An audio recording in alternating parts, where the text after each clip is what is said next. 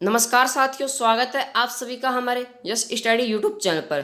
तो आज हम आपको कराने वाले हैं एसएससी एमटीएस के बच्चों मोस्ट इंपॉर्टेंट क्वेश्चन है वो आपको दिए जाएंगे।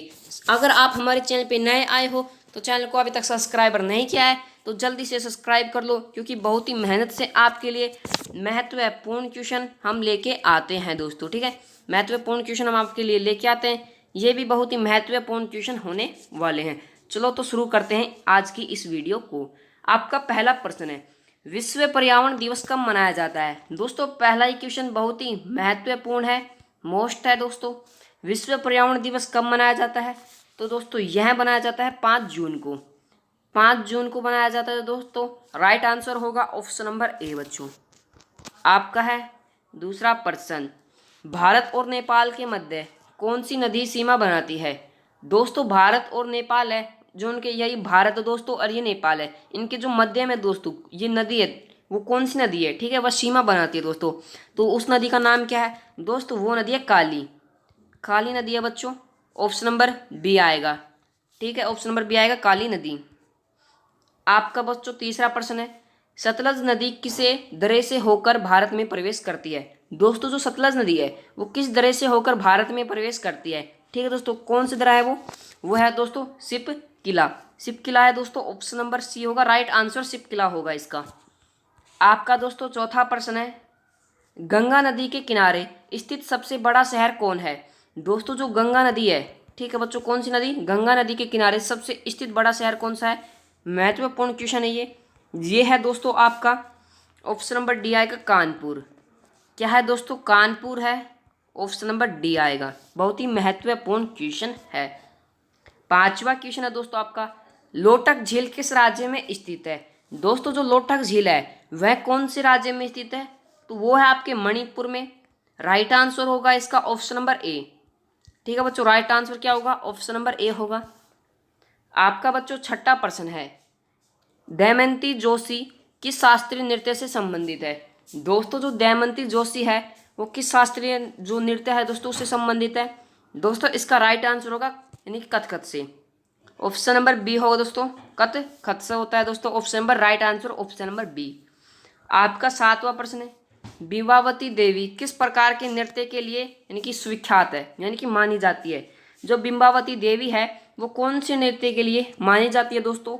वो है आपका मणिपुर, मणिपुरी है दोस्तों। ऑप्शन नंबर सी आएगा। राइट आंसर मणिपुरी नृत्य के लिए मानी जाती है, सविख्यात है। आपका दोस्तों आठवां प्रश्न है, गरबा लोक नृत्य शैली कहाँ प्रचलित है? दोस्तों जो गरबा लोक नृत्य शैली है वह कहाँ प्रचलित है? दोस्तों वो है आपके ऑप्शन नंबर क्या है दोस्तों इसका? राइट आंसर है गुजरात। गुजरात में है दोस्तों। कौन सी गरबा शैली लोक नृत्य? गुजरात में है। राइट आंसर होगा ऑप्शन नंबर डी, गुजरात। आपका है दोस्तों नौवां क्वेश्चन, रऊफ यानी कि रफू किस राज्य की प्रमुख लोक नृत्य है? दोस्तों जो रऊफ है वो किस राज्य की लोक नृत्य प्रमुख शैली है? दोस्तों वो है आपका ऑप्शन नंबर ए आएगा, जम्मू कश्मीर। राइट आंसर होगा इसका ऑप्शन नंबर ए, वह जम्मू कश्मीर आएगा। आपका बच्चा 10वां प्रश्न है, निम्नलिखित में से युगल संबंधित नृत्य कौन सा है? दोस्तों यानी कि युगल संबंधित नृत्य कौन सा है इनमें से? इसका राइट आंसर होगा दोस्तों मेघालय का बंबू नृत्य। राइट आंसर होगा दोस्तों ऑप्शन नंबर बी, मेघालय का बंबू नृत्य होगा। आपका दोस्तों 11वां प्रश्न है, किरातार्जुनीय की रचना किसने की थी? किसकी रचना दोस्तों? किराता जो जूनियम है उसकी रचना किसने की? तो इसका राइट आंसर होगा महाकवि भारवी में। महाकवि भारवी में की थी दोस्तों। राइट आंसर होगा आपका ऑप्शन नंबर सी। 12वां प्रश्न है आपका, भूदान आंदोलन किसने प्रारंभ किया था?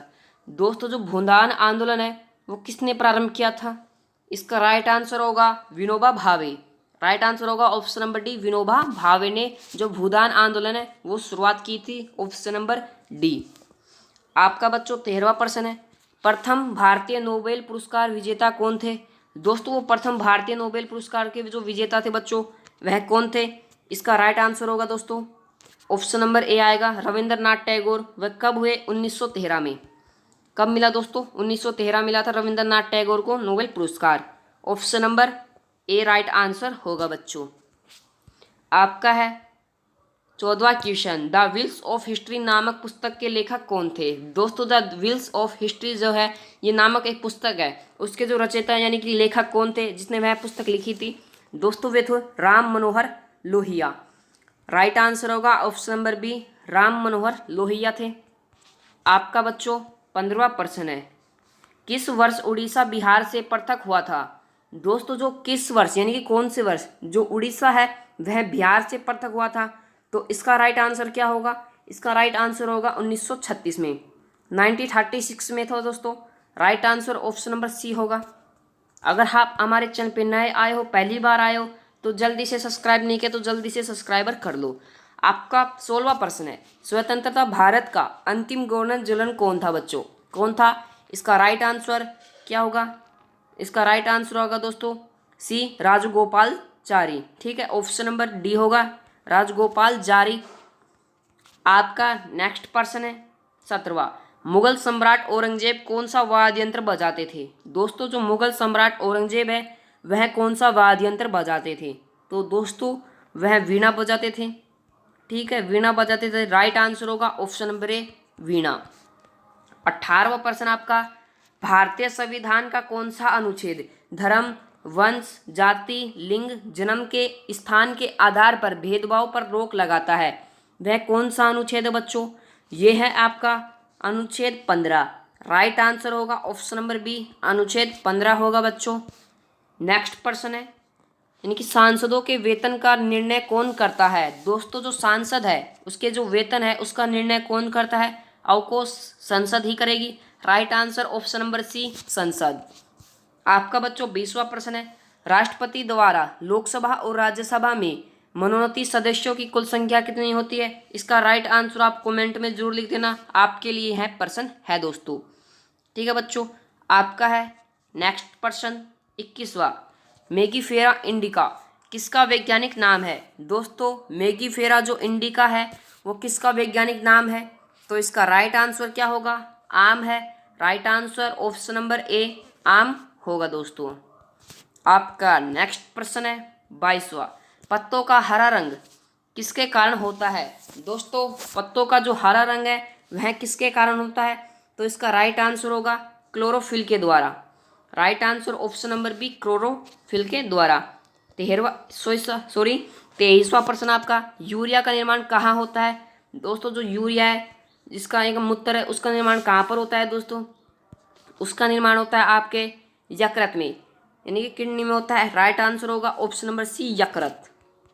अगर आप हमारे चैनल पे नए आए हो तो चैनल को जल्दी से सब्सक्राइबर कर लो। आपका 24वां प्रश्न है, मानव शरीर में सबसे यानी कि बड़ी ग्रंथि कौन सी है? सभी को पता है दोस्तों, यकृत ग्रंथि मानव शरीर की सबसे बड़ी ग्रंथि है। अगर आपको पाचन जो सबसे अधिक होता है वो छोटी आंत में होता है दोस्तों, इसका आंसर छोटी आंत व यकृत ग्रंथि है। आपका 25वां क्वेश्चन बहुत ही महत्वपूर्ण क्वेश्चन है, पोलियो किस कारण होता है? इसका आंसर आप कमेंट में जरूर देना। इसका आंसर आएगा विषाणु। अगर आप हमारे चैनल पे नए आए हो, अभी तक सब्सक्राइबर नहीं किया है, जल्दी से सब्सक्राइबर कर लो, क्योंकि बड़ी ही मेहनत से आपके लिए हम महत्वपूर्ण क्वेश्चन लेके आते हैं। धन्यवाद।